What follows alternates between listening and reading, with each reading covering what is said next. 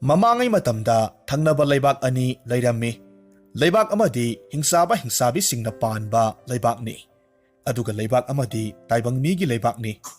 Taibang mi gi leibak tudagi hingsabi gi lamna hena phajaba helammi. Maramaduna taibang mi singna hingsabi gi lamsi lauksinba pami. Aduga matam supada hingsabi singnadi taibang mi bu chaningbana ngaurammi. Angang mangkibagi wathok toina tarammi.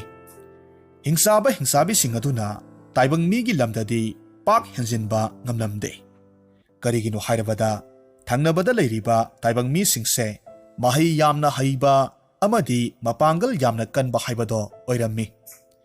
Lam anisi toina khatnabadagi nongmadi wa sangtainanabagidamag hingsabagi leibaki ningthau amadi taibang mi gi ningthau makhoi anise leibak anigi tainaba marakta leiba leikol amada unarami. Hingsaba ningthawna yamna usitana hairami. Hey, ningthaw masa! Aikhoi ani wari sasi hairabadi phajana sasi. Karigumba aina haiba wada yadaba taragadi nang soiroi hey. Nakhoi taibang mi se aikhoi gidi chinjakni haibasi kaudaba phai. Taibang mi gi ningthawna karemnaraga amuk hairami. Hey, apangba hingsaba! Ningthaw aidi thambu thamko. Leibak sida leiba isam chamba mi phawba thamko. Pungkak sauraklaba nupi masa phawba saba ngamdaba nangnabo. Ningthaw aduna asumna hairakpasida hingsaba ningthawdu mamangai matamda mahakna nupi masa ama laknaruba kanda nupi masaduna nungna thomlakpadagi mamit sokpadagi phana kuina nakhibadu ningsinglaklammi.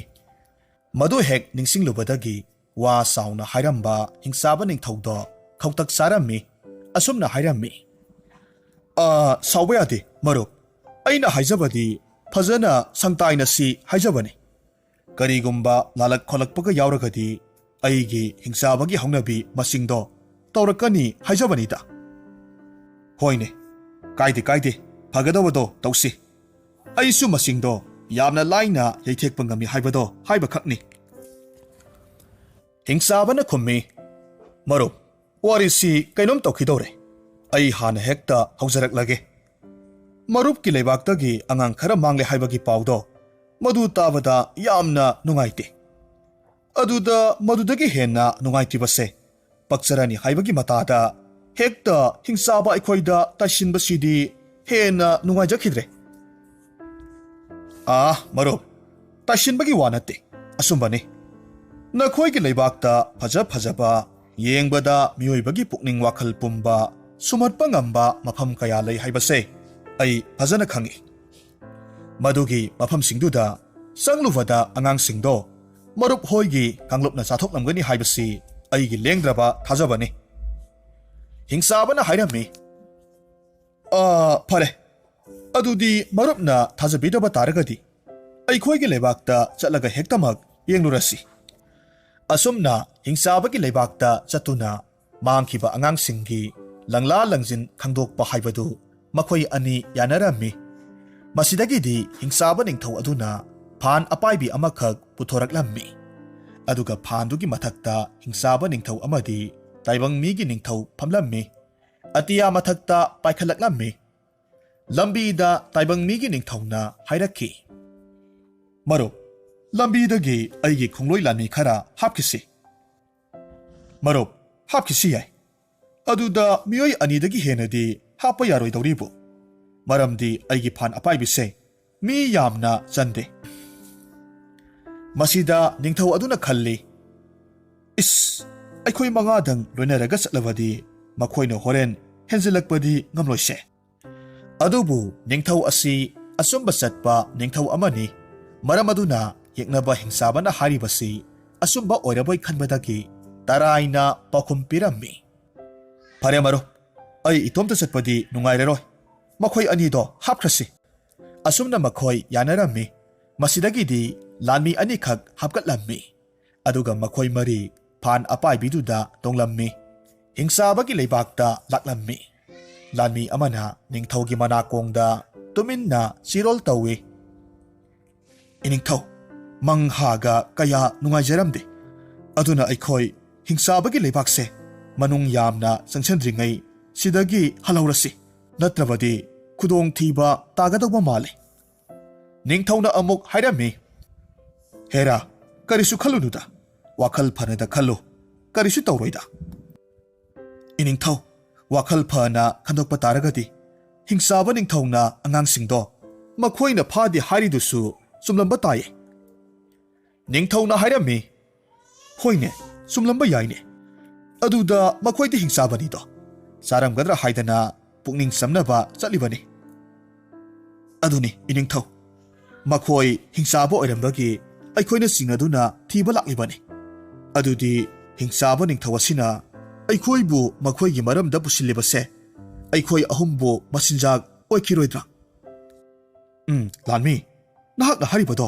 sumini he aina ngaihaktuda hingsaba ningthausigi matung aduk yamna iningluribana karigi mahakse mayaga tawraba zatla iningthau madu khanbagi matam natre haujik aikhoigi lebakta hannaba toksi hingsaba ningthausida makhoida singnaba amata leitre aikhoi yumda hankrage haibiro masidagidi ningthawaduna hingsabagi ningthauda hairami marup nakhoigi lebaksi phana yamnadi sangsilakaba male masi phawbada angangsingdugi khudam sangdam amata hek uba phangdre yumda isa pisak amasu nahoribani aikhoi ngasigidi hankrage nongma amok marupki lebaksida lake mafam sigi phajaba kaya marupse yenglage adubu hingsaba ningthaudu karisu khumdana umang amagi mayaida apaibi phando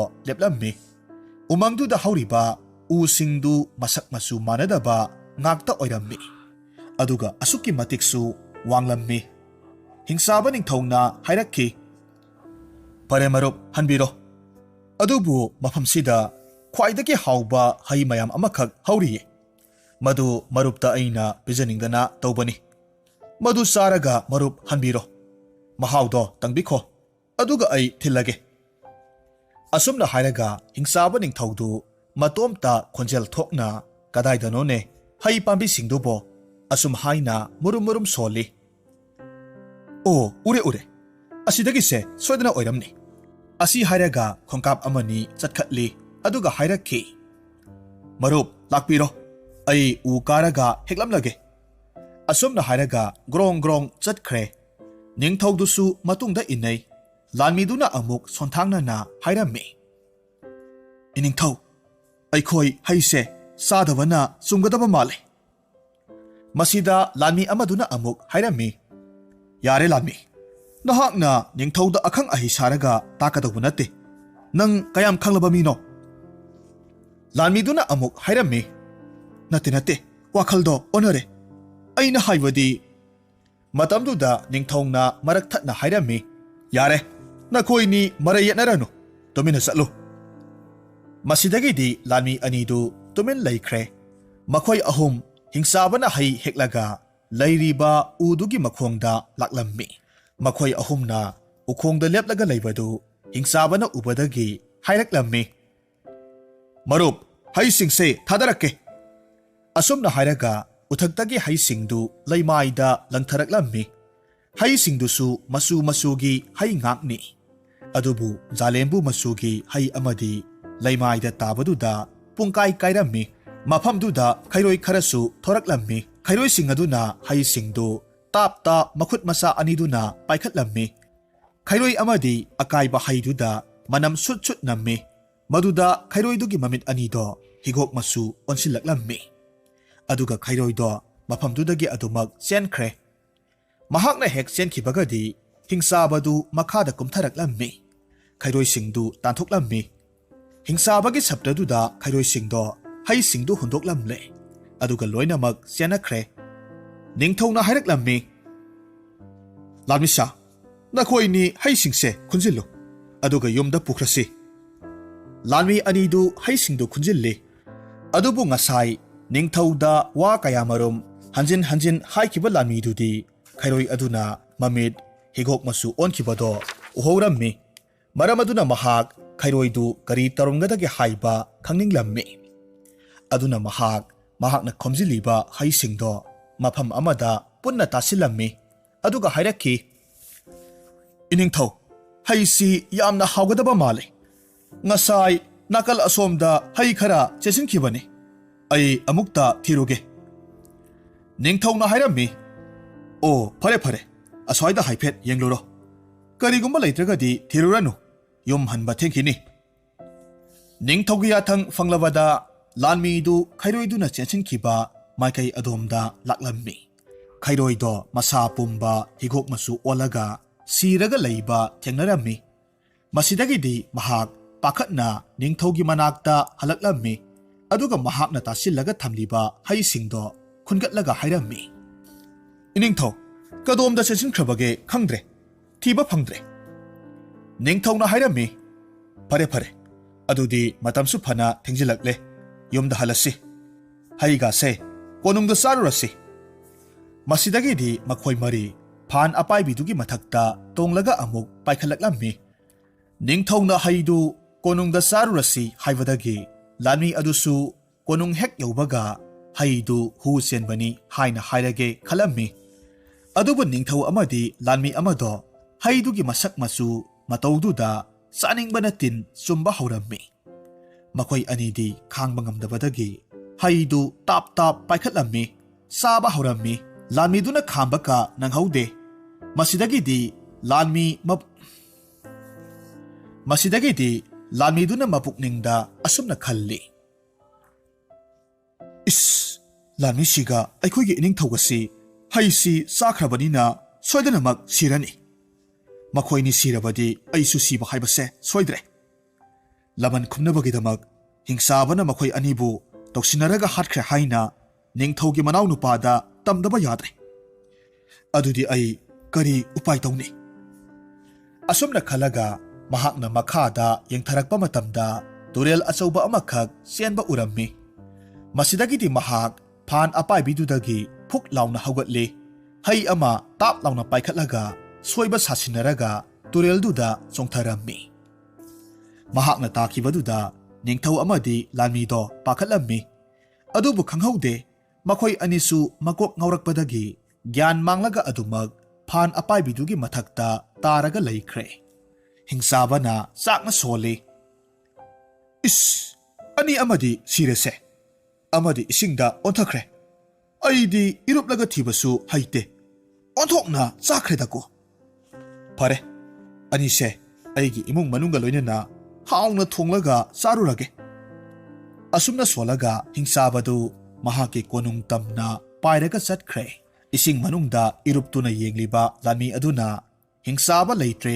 ꯈꯪꯂꯕꯗ ꯇꯨꯔꯦꯜꯗꯨꯗꯒꯤ ꯐꯥꯎꯒꯠꯂꯛꯂꯝꯃꯤ ꯑꯗꯨꯒ ꯄꯣꯡ ꯁꯥꯅꯕꯒꯤꯗꯃꯛ ꯂꯐꯨ ꯊꯤꯔꯝꯃꯤ꯫ ꯉꯥꯏꯍꯥꯛꯀꯤ ꯃꯇꯨꯡꯗ ꯂꯐꯨ ꯊꯦꯡꯅꯕꯗꯒꯤ ꯄꯣꯡ ꯑꯃꯈꯛ ꯁꯥꯔꯝꯃꯤ ꯑꯗꯨꯒ ꯄꯣꯡꯗꯨ ꯇꯨꯔꯦꯜꯗ ꯏꯟꯊꯔꯝꯃꯤ꯫ ꯃꯇꯧ ꯑꯁꯨꯝꯅ ꯄꯣꯡꯗꯨ ꯍꯣꯜꯂꯒ ꯇꯨꯔꯦꯜꯒꯤ ꯑꯁꯨꯛꯄ ꯂꯝꯕꯤꯗꯨ ꯐꯥꯎꯔꯒ ꯂꯥꯛꯂꯝꯃꯤ꯫ ꯇꯁꯦꯡꯅ ꯂꯥꯟꯃꯤꯁꯦ ꯍꯤꯡꯆꯥꯕꯒꯤ ꯂꯝꯗ ꯆꯪꯕꯁꯤ ꯑꯍꯥꯟꯕ ꯅꯠꯇꯦ꯫ ꯃꯃꯥꯡꯗꯁꯨ ꯍꯤꯡꯆꯥꯕꯒꯤ ꯂꯩꯕꯥꯛꯀꯤ ꯑꯔꯣꯟ ꯑꯊꯨꯞ ꯈꯪꯅꯕ ꯑꯔꯣꯟꯕ ꯐꯤꯖꯦꯠ ꯁꯦꯠꯂꯒ ꯀꯌꯥꯃꯔꯨꯝ ꯆꯪꯈ꯭ꯔꯕꯅꯤ꯫ ꯃꯔꯝ ꯑꯗꯨꯅ ꯃꯍꯥꯛ ꯇꯔꯥꯏꯅ ꯃꯈꯣꯏꯒꯤ ꯂꯩꯕꯥꯛ ꯌꯧꯕꯒꯤ ꯂꯝꯕꯤꯁꯦ ꯈꯪꯂꯤꯕꯅꯤ꯫ ꯑꯍꯤꯡ ꯅꯣꯡꯌꯥꯏꯒꯤ ꯃꯇꯝꯗ ꯃꯍꯥꯛ ꯀꯣꯅꯨꯡꯒꯤ ꯃꯃꯥꯡꯗ ꯆꯦꯜꯂꯤꯕ ꯇꯨꯔꯦꯜꯗꯨꯗ ꯌꯧꯔꯛꯂꯝꯃꯤ꯫ ꯃꯍꯥꯛ ꯃꯍꯥꯛꯀꯤ ꯄꯣꯡꯗꯣ ꯊꯅꯝꯃꯤ, ꯅꯧꯗꯨ ꯄꯥꯏꯔꯒ ꯀꯥꯈꯠꯂꯛꯂꯝꯃꯤ ꯑꯗꯨꯒ ꯀꯣꯅꯨꯡꯒꯤ ꯁꯅꯊꯣꯡꯒꯤ ꯃꯄꯥꯗ ꯂꯦꯞꯂꯝꯃꯤ꯫ ꯁꯅꯊꯣꯡ ꯉꯥꯛꯂꯝꯕ ꯂꯥꯟꯃꯤ ꯑꯃꯅ ꯍꯥꯏꯔꯝꯃꯤ, ꯅꯨꯄꯥ,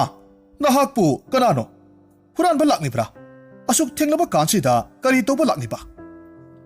ꯂꯥꯟꯃꯤꯗꯨꯅ ꯈꯨꯝꯃꯤ, ꯍꯦ ꯊꯣꯉꯥꯛꯄ ꯑꯄꯪꯕ, ꯑꯩꯅ ꯍꯨꯔꯥꯟꯕ ꯑꯣꯏꯔꯝꯂꯒꯗꯤ ꯅꯈꯣꯏꯒꯤ ꯅꯃꯥꯡꯗ ꯃꯇꯧ ꯀꯔꯝꯅ ꯏꯐꯣꯡ ꯐꯣꯡꯅ ꯂꯦꯞꯀꯅꯤ? ꯇꯥꯅꯤꯡꯗꯕ ꯋꯥ ꯍꯥꯏꯒꯅꯨ꯫ ꯃꯅꯥꯎ ꯏꯕꯨꯡꯉꯣ ꯎꯅꯒꯦ, ꯆꯪꯒꯦ꯫ ꯍꯧꯖꯤꯛꯇꯤ ꯃꯅꯥꯎ ꯏꯕꯨꯡꯉꯣ ꯇꯨꯝꯂꯝꯂꯅꯤ꯫ ꯊꯣꯉꯥꯛꯄ, ꯍꯧꯖꯤꯛ ꯃꯅꯥꯎ ꯏꯕꯨꯡꯉꯣꯗꯣ ꯇꯨꯝꯂꯝꯈꯤꯔꯣꯏ꯫ ꯃꯌꯥꯝꯕ ꯅꯤꯡꯊꯧ ꯍꯜꯂꯛꯇꯕꯒꯤ ꯀꯣꯅꯨꯡ ꯃꯅꯨꯡꯗ ꯀꯅꯥꯃꯠꯇ ꯇꯨꯝꯅꯈꯤꯔꯣꯏ꯫ ꯐꯔꯦ, ꯅꯪꯅ ꯑꯩ ꯆꯪꯒꯦ ꯌꯥꯗ꯭ꯔꯕꯅꯤꯅ ꯅꯈꯣꯏ ꯑꯃ ꯆꯪꯂꯣ, ꯑꯗꯨꯒ ꯃꯍꯥꯔꯥꯅꯤꯗꯔꯥ ꯃꯅꯥꯎ ꯏꯕꯨꯡꯉꯣꯗꯔꯥ ꯅꯤꯡꯊꯧꯒꯤ ꯄꯥꯎ ꯄꯨꯔꯛꯄ ꯂꯥꯟꯃꯤꯗꯣ ꯃꯄꯥꯜꯗ ꯂꯩꯍꯧꯔꯦ ꯍꯥꯏꯔꯨꯁꯣ꯫ ꯂꯥꯟꯃꯤꯗꯨꯒꯤ ꯋꯥꯗꯨꯗ ꯀꯔꯤꯁꯨ ꯃꯈꯥ ꯇꯥꯈꯤꯗ꯭ꯔꯦ ꯊꯣꯉꯥꯛꯄ ꯅꯨꯄꯥꯗꯣ ꯏꯃꯨꯡ ꯆꯪꯈ꯭ꯔꯦ ꯉꯥꯏꯍꯥꯛꯀꯤ ꯃꯇꯨꯡꯗ ꯃꯍꯥꯛ ꯊꯣꯔꯛꯂꯝꯃꯤ ꯑꯗꯨꯒ ꯍꯥꯏꯔꯛꯈꯤ ꯆꯪꯕꯤꯔꯣ ꯃꯅꯥꯎ ꯏꯕꯨꯡꯉꯣꯅ ꯄꯥꯎ ꯇꯥꯒꯗꯕꯒꯤ ꯉꯥꯏꯔꯒ ꯂꯩꯍꯧꯔꯦ ꯃꯁꯤꯗꯒꯤꯗꯤ ꯂꯥꯟꯃꯤꯗꯨ ꯆꯪꯂꯛꯂꯝꯃꯤ ꯅꯤꯡꯊꯧꯒꯤ ꯃꯅꯥꯎ ꯅꯨꯄꯥꯒꯤ ꯃꯅꯥꯛꯇ ꯃꯍꯥꯔꯥꯅꯤ ꯑꯄꯤꯛꯄ ꯃꯆꯥꯅꯨꯄꯤꯗꯨꯕꯨ ꯄꯝꯂꯒ ꯂꯩꯔꯝꯃꯤ ꯂꯥꯟꯃꯤ ꯑꯗꯨꯅ ꯃꯍꯥꯔꯥꯅꯤ ꯑꯃꯗꯤ ꯃꯅꯥꯎ ꯏꯕꯨꯡꯉꯣꯗ ꯈꯨꯔꯨꯝꯂꯝꯃꯤ ꯅꯤꯡꯊꯧꯒꯤ ꯃꯅꯥꯎ ꯅꯨꯄꯥꯅ ꯍꯥꯏꯔꯛꯈꯤ ꯍꯥꯏꯌꯣ ꯌꯥꯝꯕꯨꯡ ꯅꯤꯡꯊꯧꯒꯤ ꯀꯔꯤ ꯄꯥꯎꯅꯣ ꯃꯍꯥꯛ ꯍꯤꯡꯆꯥꯕꯒꯤ ꯂꯩꯕꯥꯛꯇꯒꯤ ꯍꯜꯂꯛꯇ꯭ꯔꯤꯕꯔꯥ ꯃꯗꯨꯗ ꯂꯥꯟꯃꯤ ꯑꯗꯨꯅ ꯅꯤꯡꯊꯧ ꯑꯃꯗꯤ ꯂꯥꯟꯃꯤ ꯁꯤꯈꯤꯕꯒꯤ ꯋꯥꯔꯤꯗꯨ ꯇꯝꯂꯝꯃꯤ ꯋꯥꯐꯝꯗꯨ ꯇꯥꯔꯨꯕꯗ ꯃꯍꯥꯔꯥꯅꯤ ꯇꯦꯡꯊꯥ ꯅꯥꯋꯩꯅ ꯃꯄꯨꯔꯣꯏꯕ ꯅꯤꯡꯊꯧꯕꯨ ꯀꯧꯔꯒ ꯀꯞꯂꯝꯃꯤ ꯃꯍꯥꯛꯅ ꯀꯞꯄꯗꯨꯗ ꯃꯆꯥꯅꯨꯄꯤ ꯑꯄꯤꯛꯄꯗꯨꯁꯨ ꯀꯞꯂꯝꯃꯤ ꯂꯥꯟꯃꯤ ꯑꯗꯨꯅ ꯃꯍꯥꯛꯅ ꯄꯥꯏꯔꯛꯈꯤꯕ ꯍꯩꯗꯣ ꯃꯅꯥꯎ ꯏꯕꯨꯡꯉꯣꯗ ꯄꯤꯔꯝꯃꯤ ꯃꯗꯨꯗꯒꯤꯗꯤ ꯃꯅꯥꯎ ꯅꯨꯄꯥ ꯑꯗꯨꯅ ꯍꯩꯗꯨ ꯃꯁꯨꯡ ꯃꯔꯤ ꯊꯣꯛꯅ ꯈꯥꯏꯗꯣꯛꯂꯝꯃꯤ ꯑꯗꯨꯒ ꯂꯩꯔꯤꯕ ꯀꯣꯅꯨꯡꯒꯤ ꯁꯥ ꯄꯨꯝꯅꯃꯛꯇ ꯆꯥꯅꯕ ꯊꯥꯔꯝꯃꯤ ꯑꯗꯨꯕꯨ ꯍꯩꯗꯨꯗ ꯃꯅꯝ ꯍꯥꯏꯐꯦꯠꯇꯪ ꯅꯝꯂꯒ ꯁꯥ ꯄꯨꯝꯅꯃꯛ ꯍꯟꯗꯣꯛꯅꯈꯤ ꯃꯁꯤꯗꯒꯤꯗꯤ ꯇꯁꯦꯡꯅ ꯍꯨ ꯆꯦꯟꯕ ꯍꯩ ꯑꯣꯏꯒꯅꯤ ꯍꯥꯏꯅ ꯈꯟꯕꯗꯒꯤ ꯃꯅꯥꯎ ꯏꯕꯨꯡꯉꯣꯅ ꯂꯃꯟ ꯈꯨꯝꯅꯕꯒꯤꯗꯃꯛ ꯍꯤꯡꯆꯥꯕꯒꯤ ꯂꯩꯕꯥꯛꯇ ꯂꯥꯟꯗꯥꯅꯕ ꯈꯨꯗꯛꯇ ꯁꯦꯝ ꯁꯥꯔꯝꯃꯤ ꯃꯊꯪꯒꯤ ꯅꯨꯃꯤꯠꯅꯤ ꯈꯪꯍꯧꯗꯅ ꯍꯤꯡꯆꯥꯕꯒꯤ ꯂꯩꯕꯥꯛꯇ ꯂꯥꯟ ꯇꯥꯁꯤꯜꯂꯛꯂꯝꯃꯤ ꯑꯁꯨꯝꯅ ꯂꯥꯟ ꯇꯥꯔꯛꯀꯅꯤ ꯍꯥꯏꯕꯁꯤ ꯃꯥꯡꯖꯧꯅꯅ ꯈꯪꯗꯕꯗꯒꯤ ꯍꯤꯡꯆꯥꯕꯒꯤ ꯂꯩꯕꯥꯛꯇ ꯑꯁꯣꯛ ꯑꯄꯟ ꯀꯌꯥꯃꯔꯨꯝ ꯅꯪꯂꯝꯃꯤ ꯅꯨꯃꯤꯠꯇꯨꯒꯤ ꯃꯇꯨꯡ ꯃꯊꯪꯃꯨꯛꯀꯤ ꯅꯨꯃꯤꯠꯇꯗꯤ ꯍꯤꯡꯆꯥꯕꯒꯤ ꯃꯥꯏꯀꯩꯁꯨ ꯐꯖꯅ ꯁꯦꯝ ꯁꯥꯕꯗꯒꯤ ꯑꯀꯟꯕ ꯃꯑꯣꯡꯗ ꯂꯥꯟ ꯊꯦꯡꯅꯔꯝꯃꯤ ꯅꯨꯃꯤꯠ ꯀꯌꯥꯅꯤ ꯍꯧꯈ꯭ꯔꯕꯁꯨ ꯂꯥꯟꯁꯤ ꯑꯃꯅ ꯑꯃꯕꯨ ꯂꯥꯛꯁꯤꯟꯕ ꯉꯝꯅꯔꯝꯗꯦ ꯅꯨꯃꯤꯗꯥꯡꯒꯤ ꯃꯇꯝꯗ ꯍꯤꯡꯆꯥꯕ ꯅꯤꯡꯊꯧ ꯑꯗꯨꯅ ꯍꯤꯡꯆꯥꯕꯤ ꯌꯥꯝꯅ ꯍꯩꯁꯤꯡꯕꯤ ꯂꯥꯟꯃꯤ ꯈꯔꯗ ꯇꯥꯏꯕꯪ ꯃꯤꯒꯤ ꯂꯩꯕꯥꯛꯇ ꯆꯪꯂꯒ ꯃꯈꯣꯏꯒꯤ ꯂꯥꯂꯣꯡꯁꯤꯡ ꯈꯪꯗꯣꯛꯅꯕ ꯍꯥꯏꯔꯝꯃꯤ ꯑꯁꯨꯝꯅ ꯂꯥꯟꯃꯤꯁꯤꯡꯗꯨ ꯇꯥꯏꯕꯪ ꯃꯤ ꯁꯥꯔꯒ ꯇꯥꯏꯕꯪ ꯃꯤꯁꯤꯡꯒꯤ ꯃꯔꯛꯇ ꯂꯥꯂꯣꯡꯁꯤꯡꯗꯨ ꯈꯪꯗꯣꯛꯅꯕꯒꯤꯗꯃꯛ ꯆꯪꯂꯝꯃꯤ ꯑꯁꯨꯝꯅ ꯇꯥꯏꯕꯪ ꯃꯤꯁꯤꯡꯒꯤ ꯂꯥꯂꯣꯡ ꯈꯪꯂꯕꯗ ꯍꯤꯡꯆꯥꯕꯁꯤꯡꯅ ꯇꯥꯏꯕꯪ ꯃꯤꯁꯤꯡꯕꯨ ꯂꯥꯛꯁꯤꯟꯕ ꯉꯝꯂꯛꯂꯦ ꯅꯨꯡꯇꯤ ꯅꯨꯃꯤꯠ ꯈꯨꯗꯤꯡꯒꯤ ꯂꯥꯂꯣꯡ ꯑꯁꯨꯝ ꯁꯤꯟꯕ ꯇꯥꯔꯒꯁꯨ ꯍꯤꯡꯆꯥꯕꯁꯤꯡꯅ ꯑꯁꯨꯝ ꯂꯥꯛꯁꯤꯟꯕ ꯍꯦꯜꯂꯛꯄꯁꯤꯗ ꯇꯥꯏꯕꯪ ꯃꯤꯁꯤꯡꯅ ꯃꯈꯣꯏꯒꯤ ꯃꯔꯛꯇ ꯍꯤꯡꯆꯥꯕꯅ ꯁꯥꯕ ꯃꯤ ꯌꯥꯎꯔꯦ ꯍꯥꯏꯕꯁꯤ ꯈꯪꯂꯛꯂꯝꯃꯤ ꯀꯣꯟꯅꯊꯪꯗꯗꯤ ꯃꯈꯣꯏꯒꯤ ꯃꯔꯛꯇ ꯌꯥꯎꯔꯤꯕ ꯇꯥꯏꯕꯪ ꯃꯤ ꯁꯥꯔꯤꯕꯁꯤꯡꯗꯣ ꯈꯪꯂꯛꯄꯗꯒꯤ ꯍꯤꯡꯆꯥꯕꯤ ꯂꯥꯟꯃꯤꯁꯤꯡꯗꯨ ꯂꯣꯏꯅꯃꯛ ꯍꯥꯠꯇꯣꯛꯂꯝꯃꯤ ꯑꯗꯨꯕꯨ ꯁꯤꯔꯕ ꯍꯤꯡꯆꯥꯕꯤ ꯃꯌꯥꯝꯗꯨꯒꯤ ꯃꯔꯛꯇ ꯁꯨꯞꯅꯇꯪꯒꯤ ꯍꯤꯡꯆꯥꯕꯤ ꯑꯃꯗꯤ ꯌꯥꯝꯅ ꯁꯥꯊꯤꯅ ꯁꯣꯛꯂꯝꯃꯤ ꯁꯤꯕꯃꯛꯇꯤ ꯁꯤꯔꯝꯗꯦ ꯃꯁꯤ ꯃꯅꯥꯎ ꯏꯕꯨꯡꯉꯣꯅ ꯊꯦꯡꯅꯔꯝꯃꯤ ꯃꯅꯥꯎ ꯏꯕꯨꯡꯉꯣꯅ ꯍꯥꯏꯔꯝꯃꯤ ꯂꯥꯟꯃꯤꯁꯥ ꯃꯁꯤꯒꯤ ꯍꯤꯡꯆꯥꯕꯤꯁꯤ ꯁꯤꯗꯕ ꯃꯥꯜꯂꯤ ꯃꯁꯦ ꯑꯩꯈꯣꯏꯒꯤ ꯀꯩꯁꯨꯝꯁꯪꯗ ꯊꯝꯖꯤꯜꯂꯨ ꯃꯥꯒꯤ ꯃꯇꯦꯡꯅ ꯑꯩꯈꯣꯏꯅ ꯃꯈꯣꯏꯕꯨ ꯃꯥꯏꯊꯤꯕ ꯄꯤꯕ ꯌꯥꯕꯁꯨ ꯌꯥꯏ ꯑꯁꯨꯝꯅ ꯂꯥꯟꯃꯤꯁꯤꯡꯅ ꯍꯤꯡꯆꯥꯕꯤꯗꯨ ꯁꯣꯔꯣ ꯁꯣꯔꯣ ꯆꯤꯡꯂꯝꯃꯤ ꯀꯩꯁꯨꯝꯁꯪꯗ ꯄꯨꯁꯤꯟꯈ꯭ꯔꯦ ꯅꯥꯍꯦꯔꯕ ꯍꯤꯡꯆꯥꯕꯤꯗꯣ ꯁꯣꯔꯣ ꯁꯣꯔꯣ ꯆꯤꯡꯂꯒ ꯄꯨꯁꯤꯟꯈꯤꯕꯗꯨ ꯃꯍꯥꯔꯥꯅꯤꯅ ꯃꯃꯤꯠ ꯀꯨꯞꯇꯕ ꯃꯈꯩ ꯌꯦꯡꯂꯝꯃꯤ ꯑꯗꯨꯕꯨ ꯃꯍꯥꯛ ꯀꯔꯤꯁꯨ ꯍꯥꯏꯔꯝꯗꯦ ꯅꯨꯃꯤꯗꯥꯡꯒꯤ ꯃꯇꯝꯅꯤ ꯍꯤꯡꯆꯥꯕꯤꯗꯨ ꯀꯩꯁꯨꯝꯁꯪꯗꯨꯒꯤ ꯃꯅꯨꯡꯗ ꯇꯥꯁꯤꯜꯂꯒ ꯂꯩꯔꯝꯃꯤ ꯃꯁꯥꯁꯨ ꯆꯩꯅꯥꯈꯣꯜꯅ ꯍꯦꯟꯕꯗꯒꯤ ꯅꯥꯍꯦꯔꯝꯃꯤ ꯑꯌꯣꯌꯣ ꯑꯩ ꯁꯤꯔꯦ ꯀꯔꯝꯕ ꯈꯨꯅꯥꯅꯣ ꯍꯥꯏꯕ ꯑꯩ ꯈꯪꯗ꯭ꯔꯦ ꯁꯣꯔ ꯍꯣꯟꯕ ꯐꯥꯎꯕ ꯅꯥꯔꯕ꯭ꯔꯥ ꯀꯩꯅꯣꯝ ꯇꯧꯔꯦ ꯃꯈꯣꯏ ꯇꯥꯏꯕꯪ ꯃꯤꯒꯤ ꯂꯩꯕꯥꯛꯁꯤꯗꯤ ꯌꯥꯝꯅꯁꯨ ꯏꯪꯕꯖꯥꯠꯅꯤ ꯏꯪꯕꯅꯁꯨ ꯏꯁꯥꯁꯦ ꯁꯤꯒꯗꯧꯔꯦ ꯅꯥꯕꯁꯤꯗ ꯏꯪꯕꯁꯤꯒ ꯑꯩꯕꯨ ꯀꯩꯅꯣꯝ ꯇꯧꯔꯦ ꯑꯁꯨꯝꯅ ꯍꯤꯡꯆꯥꯕꯤꯗꯨ ꯃꯨꯔꯨꯝ ꯁꯣꯜꯂꯤ ꯃꯇꯝ ꯑꯁꯤꯗ ꯀꯅꯥꯒꯨꯝꯕ ꯃꯤꯑꯣꯏ ꯑꯃꯈꯛ ꯆꯪꯂꯛꯄꯒꯤ ꯁꯥꯃꯤꯟ ꯐꯪꯂꯝꯃꯤ ꯃꯍꯥꯛꯅ ꯌꯦꯡꯊꯣꯔꯛꯄ ꯃꯇꯝꯗ ꯎꯔꯦ ꯃꯈꯨꯠꯇ ꯀꯔꯤ ꯀꯔꯤꯅꯣ ꯈꯔ ꯄꯥꯏꯔꯒ ꯅꯨꯄꯤ ꯈꯔ ꯃꯥꯒꯤ ꯃꯥꯏꯀꯩ ꯇꯝꯅ ꯂꯥꯛꯄ ꯎꯔꯝꯃꯤ ꯃꯈꯣꯏꯗꯨ ꯎꯕꯗ ꯍꯤꯡꯆꯥꯕꯤꯗꯣ ꯐꯨꯛ ꯂꯥꯎꯅ ꯍꯧꯒꯠꯂꯤ ꯀꯩꯁꯨꯝꯁꯪꯗ ꯈꯥꯔꯤꯕ ꯌꯣꯠꯆꯩꯁꯤꯡꯗꯨ ꯄꯥꯏꯔꯒ ꯍꯥꯏꯔꯝꯃꯤ ꯅꯨꯄꯤ ꯅꯈꯣꯏ ꯑꯩꯕꯨ ꯍꯥꯠꯄ ꯂꯥꯛꯂꯤꯕ꯭ꯔꯥ ꯍꯥꯠꯀꯗꯧꯕ ꯂꯩꯔꯒꯗꯤ ꯀꯨꯏꯊꯔꯒꯅꯨ ꯑꯩꯕꯨ ꯍꯥꯠꯂꯣ ꯁ꯭ꯋꯥꯏꯗ ꯑꯩꯕꯨ ꯂꯥꯛꯅꯔꯒ ꯊꯝꯂꯒꯅꯨ ꯑꯩꯈꯣꯏ ꯍꯤꯡꯆꯥꯕꯤꯒꯤ ꯂꯩꯕꯥꯛꯇꯗꯤ ꯐꯥꯕ ꯄꯨꯟꯕ ꯆꯠꯅꯗꯦ ꯐꯥꯕꯨ ꯐꯥꯔꯕꯗꯤ ꯑꯣꯠꯂꯒ ꯊꯝꯕꯒꯤ ꯃꯍꯨꯠ ꯍꯥꯠꯇꯣꯛꯅꯩ ꯑꯗꯨꯕꯨ ꯅꯈꯣꯏ ꯇꯥꯏꯕꯪ ꯃꯤꯗꯤ ꯃꯤꯅꯨꯡꯁꯤ ꯂꯩꯇꯕ ꯃꯥꯜꯂꯤ ꯑꯁꯨꯛ ꯋꯥꯅ ꯑꯈꯨꯕ ꯀꯥꯈꯨꯁꯤꯗ ꯂꯥꯛꯅꯔꯒ ꯊꯝꯂꯤꯕꯁꯦ ꯍꯤꯡꯆꯥꯕꯤꯒꯤ ꯋꯥꯗꯨꯗ ꯃꯍꯥꯔꯥꯅꯤ ꯌꯥꯝꯅ ꯑꯏꯪꯕ ꯈꯣꯟꯖꯦꯜꯗ ꯍꯥꯏꯔꯝꯃꯤ, "ꯑꯩ ꯂꯩꯕꯥꯛꯁꯤꯒꯤ ꯃꯍꯥꯔꯥꯅꯤꯅꯤ꯫ ꯑꯩ ꯅꯨꯄꯤꯅꯤ꯫ ꯅꯨꯄꯤ ꯍꯥꯏꯕꯁꯤꯗꯤ ꯊꯣꯠꯅꯧꯅ ꯂꯩ꯫ ꯑꯩꯈꯣꯏ ꯀꯅꯥꯃꯠꯇꯁꯨ ꯍꯥꯠꯄ ꯇꯨꯞꯄ ꯇꯧꯗꯦ꯫ ꯃꯤꯕꯨ ꯑꯋꯥꯕꯁꯨ ꯄꯤꯗ꯭ꯔꯤ꯫ ꯃꯤꯕु हाटपा मीबु ओटपा हाइबसे नुपी अखोइगी थबक नत्ते। ngasi थोक्लरिबा लंजाउसे मसीगी मरमदी अइगी इपुरोइबा निंगथौदो नखोइगी निंगथौना हाटखिबदगिनी।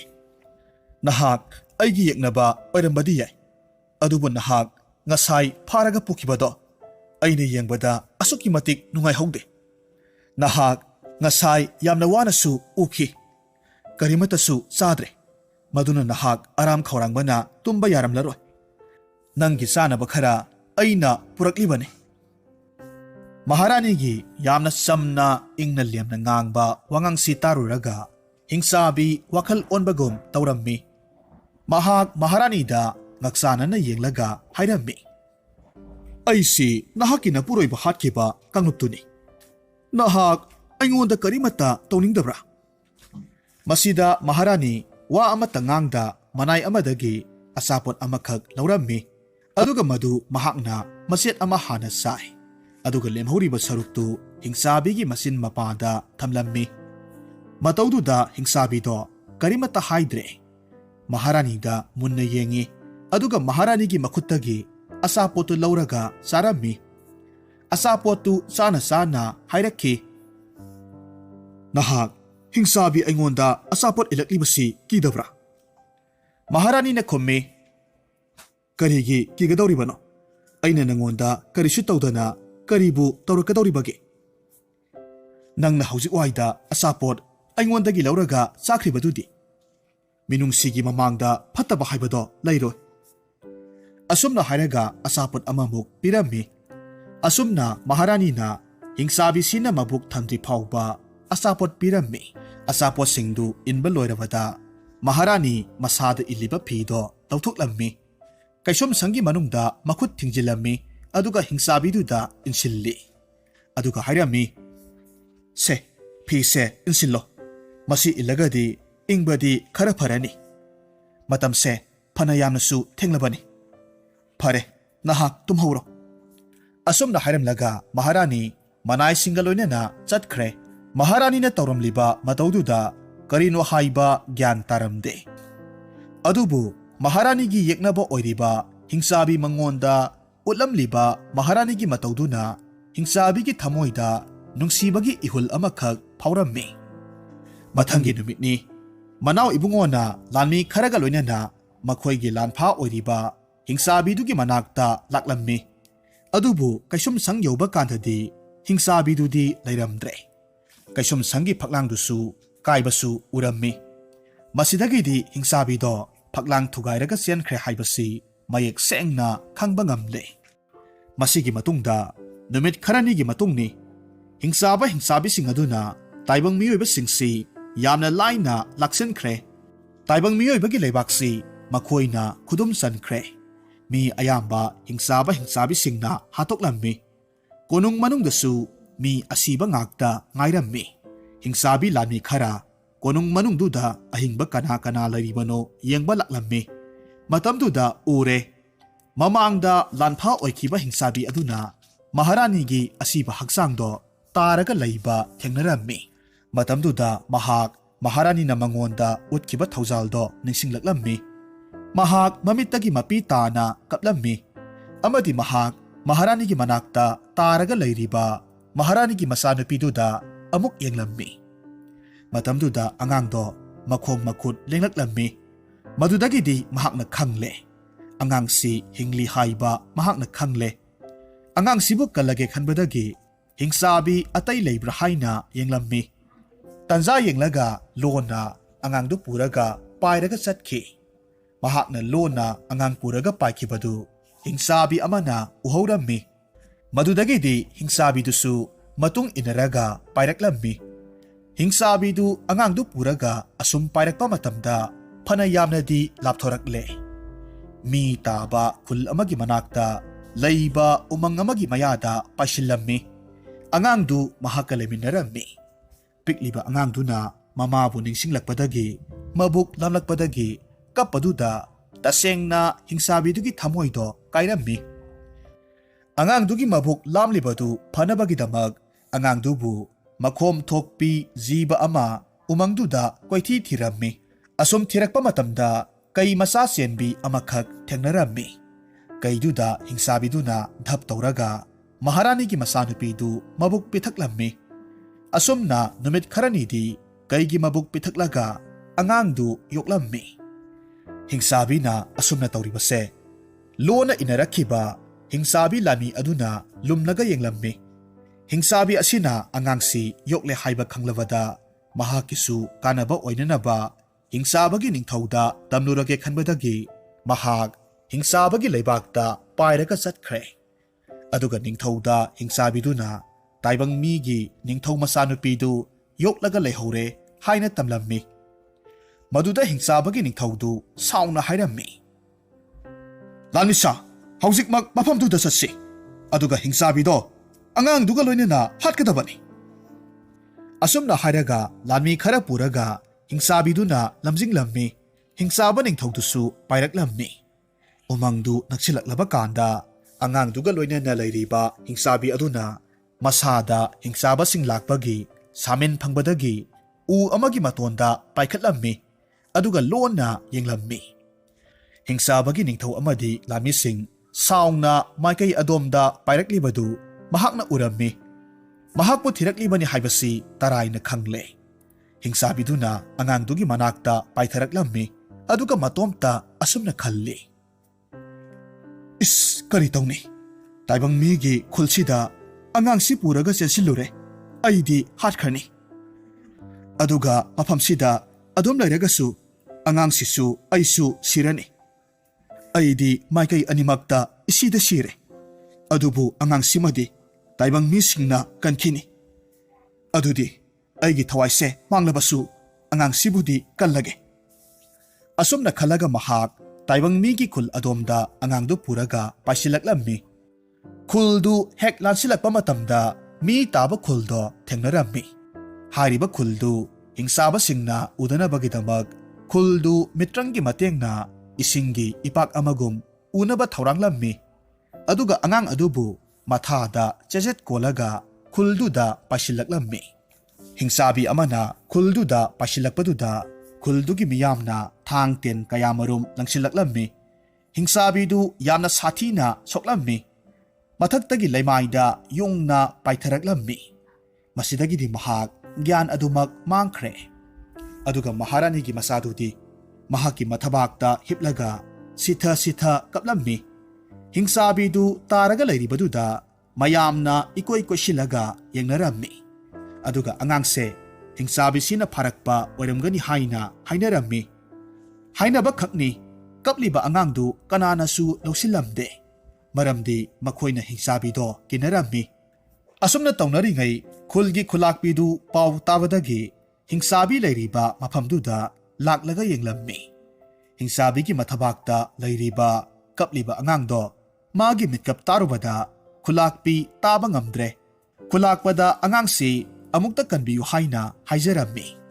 Masidagidi khulakpana amuk manaisingda hairaga angangdu lauthahalammi. Aduga khulakpida pire. Khulakpina angangdo thema matamda kaplambasu phakre. Khulakpana manaisingda hingsabisi matup kayamarum thokna kaktat halammi. Aduga samudrada hundokro nga singi masinjak oinaba hairammi. Aduga angangdo puraga chatkre. Asomdasu umangduda angangduga hingsabiduga koithi thibada phanglamde. Umangdugi akoibada thirabasu makhoina lakiba lambi amadi ising ipak natana uba phangdre. Phangmalaktabadagi hingsaba ningthongna hingsabi lamido paw aranba tamsili haibagidamag adukki matik saungna hatoklammi. Aduga makhoi maraibak tamna hanaki.